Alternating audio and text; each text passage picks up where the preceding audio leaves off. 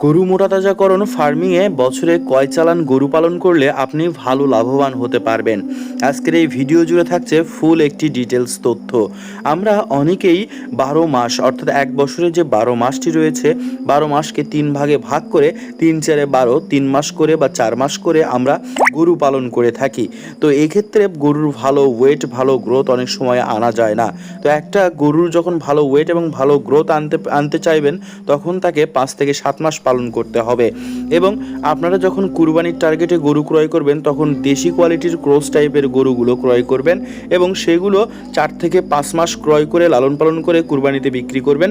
এরপরে কুরবানির পরে এ ধরনের ক্রস গরুগুলো মাংসের জন্য উঠাবেন।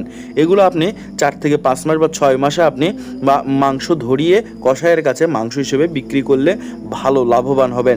বছরে 3টি চালান তাড়াহুড়ো করে না করে বছরে 2টি চালান আরাম আয়েসে এবং ধীরে সুস্থিরে করলে আপনি বেশি লাভবান হতে পারবেন। ভিডিওটা কেমন লাগলো কমেন্টে জানাবেন। ধন্যবাদ।